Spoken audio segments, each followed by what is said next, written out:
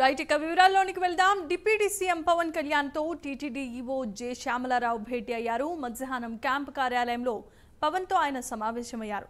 గత పాలక మండలి హయాంలో తిరుమల పవిత్ర ప్రసాదం లడ్డూ తయారీలో కల్తీ నెయ్యి వినియోగించిన అంశాన్ని పవన్ కళ్యాణ్ కు టీటీడీ ఈవో వివరించారు.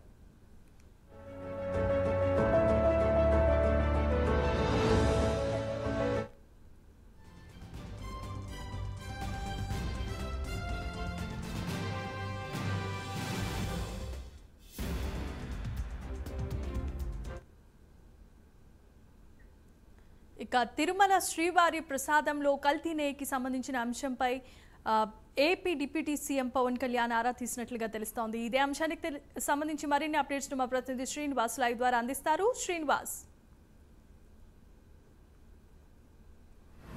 జమీమా, ఏదైతే తిరుమల శ్రీవారి లడ్డు కల్తీ నెయ్యి వాడారో ఆ వివాదం ఇప్పుడు దేశవ్యాప్తంగా కలకలం రేపుతుందని చెప్పుకోవచ్చు.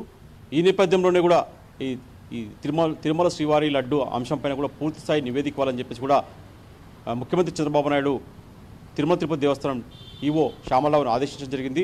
ఈ నేపథ్యంలో ఆయన తిరుమల టీటీడీ ఈవో శ్యామలరావు ఈరోజు ముఖ్యమంత్రి చంద్రబాబుతో భేటీ అయ్యారు. దాని తర్వాత కూడా ఆయన ఒక సమగ్ర నివేదికను కూడా సీఎం చంద్రబాబుకు అందివ్వడం జరిగింది.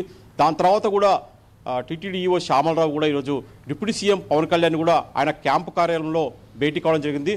ఆ ఇద్దరు ఆయన ముఖ్యమంత్రి డిప్యూటీ సీఎం పవన్ కళ్యాణ్తో భేటీ అయ్యాక ప్రధానంగా చూసుకుంటే ఏదైతే ఈ తిరుమల శ్రీవారి లడ్డు వివాదం నడుస్తుందో ఆ వివాదం పైన కూడా ఎలా గత పాలక మండలి ఎలాంటి నిర్ణయాలు తీసుకుంది, గతంలో వాళ్ళు ఎలా టెండర్లు ఇచ్చారు, ఏ కంపెనీకి టెండర్లు ఇచ్చారు తదితర అంశాలన్నీ కూడా ఆయన డిప్యూటీ సీఎం పవన్ కళ్యాణ్కి వివరించారు. దాని మీద కూడా మొత్తం కూడా ఆయన డిప్యూటీ సీఎం పవన్ కళ్యాణ్ కూడా మొత్తం ఆరా తీశారు. ఈరోజు ఆయన ఉదయం ఏదైతే గుంటూరు నంబూరులోని దశావతార వెంకటేశ్వర స్వామి ఆలయంలో ఈరోజు ప్రాయశ్చిత్త ఒక దీక్ష తీసుకున్నారు. దాని తర్వాత కూడా ఆయన ఈవో నుంచి కూడా భేటీ కావడం జరిగింది. ఈవో నుంచి కూడా వివరాలన్నీ సేకరించారు. అంటే అసలు లడ్డు కల్తీ నెయ్యి అనేది ఎలా గుర్తించారు, ఎలా దీనికి జరిగింది, ఎక్కడ ఆజ్యం జరిగింది, ఇక్కడ మొత్తం ఏ కంపెనీకి నెయ్యి ఇచ్చారు తదితర వివరాలను కూడా ఆయన deputy CM Pawan Kalyan EO నుంచి కూడా ఆరా తీసుకున్నప్పుడు ఈవో కూడా మొత్తం ఏదేం జరిగిందో గత పాలక మండలి ఎలాంటి తప్పిదాలు చేసింది, ఎలాంటి నిర్ణయం తీసుకుంది, ఏ కంపెనీకి నెయ్యి ఇచ్చారు, దాంట్లో ఎలా ల్యాబ్ ద్వారా ఎలాంటి పరీక్షలు నిర్వహిస్తే ఎలాంటి ఫలితాలు వచ్చాయి, ఆ ల్యాబ్ ఫలితాల్లో కూడా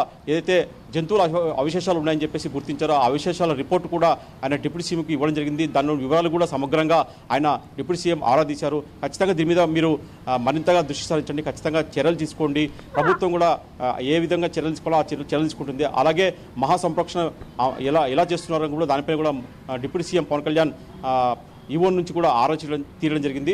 ఆ మహాసంరక్షణ కార్యక్రమాలు ఏదైతే అపచారం జరిగిందో అక్కడ తదుపరి ఎలాంటి చర్యలు చేపట్టాలని చెప్పేసి ఎలాంటి ఆగమ పండితులతో చర్చించి ఎలాంటి కార్యక్రమాలు చేపట్టాలని దానిపైన కూడా ఈరోజు ఆయన డిప్యూటీ సీఎం పవన్ కళ్యాణ్ కూడా ఈవో ద్వారా తెలుసుకున్నారు. మొత్తం చూసుకుంటే ఏదైతే ఈ తిరుమల శ్రీవారి లడ్డు ఉందో ఆ అంశం పైన కూడా ఈరోజు డిప్యూటీ సీఎం ఈరోజు సీరియస్గా స్పందించాలని చెప్పుకోవచ్చు.